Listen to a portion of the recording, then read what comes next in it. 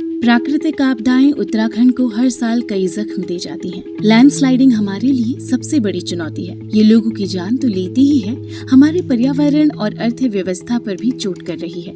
इससे निपटने के लिए उत्तराखंड सरकार जायका यानी जापान इंटरनेशनल कॉर्पोरेशन एजेंसी मिलकर काम कर रही है। उत्तराखंड की कुछ सबसे बड़े लैंडस्लाइडिंग जोन का ट्रीटमेंट जापानीज टेक्नोलॉजी से किया जा रहा है। जापानीज गवर्नमेंट के सहयोग से टेक्निकल कोऑपरेशन प्रोजेक्ट जो कि लैंडस्लाइड ट्रीटमेंट के लिए यहाँ पर लागू किया गया, उसमें 3 मॉडल साइट्स का सिलेक्शन किया गया और 4 कैंडिडेट साइट्स का सिलेक्शन किया गया।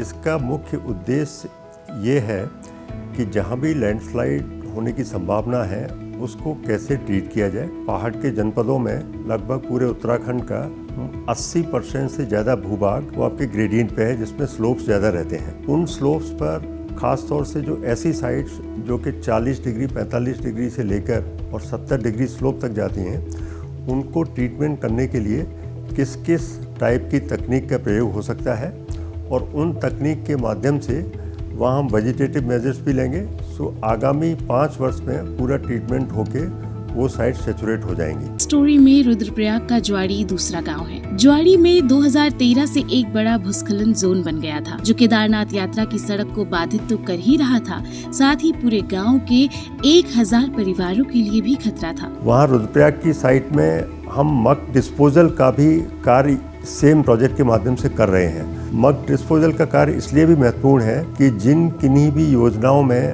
हम वन भूमि का हस्तांतरण करते हैं तो उन हस्तांतरण वाले प्रोजेक्ट्स में मक डिस्पोजल नियमानुसार हो और उससे वन विभाग उसी रूप से वो कार्रवाई करने के लिए एक ये मॉडल साइट के रूप में इसका विकास कर सके।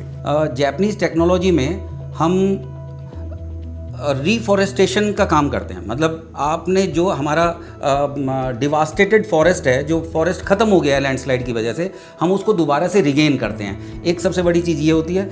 दूसरा जो पॉइंट हमारा होता है वो ये है कि जो सॉइल हमारी वहाँ से निकलनी है कि उसको हमको कहीं और ले जाके डंप ना करना पड़े, और हम उसको साइड पे ही ऐसे स्ट्रक्चर्स बनाते हैं कि उसी में फिल करके, और जितनी हमारी मक निकल रही है हम उसको कहीं और दूसरी साइड को ख़राब नहीं करते और उसी साइड को उसी से स्टेबलाइज करते हैं। पहाड़ी के ऊपर हिस्से का ट्रीटमेंट जापान की क्रिप वर्क टेक्नोलॉजी से हो रहा है। इस तकनीक में भूस्खलन क्षेत्र के ऊपर क्रिप स्ट्रक्चर बनाकर उसके बीच में पौधे लगाए जाते हैं।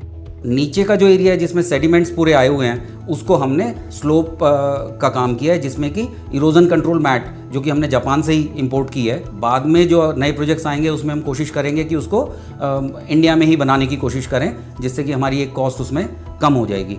तो वो हमने यूज़ किए हैं। उसमें विकर फैंस बनाई हैं, तो स्टेप फॉर्म में बनाया है, जिसपे कि वेजिटेशन भी फिर उसके बाद में आ जाएगी थोड़े 1 या 2 साल के अंदर। कम से कम 5 साल इस इरोजन कंट्रोल मैट की लाइफ होती है। इस योजना का परिणाम है कि न सिर्फ ज्वाड़ी गांव को बचा लिया गया है, बल्कि केदारनाथ जाने वाले यात्रियों को भी सुरक्षित रास्ता मिला। ऐसे में जायका न सिर्फ उत्तराखंड के गांव को बचा रही है, बल्कि हमारे पर्यावरण और राज्य की अर्थव्यवस्था को भी मजबूत बनाने में अपना योगदान दे रही है।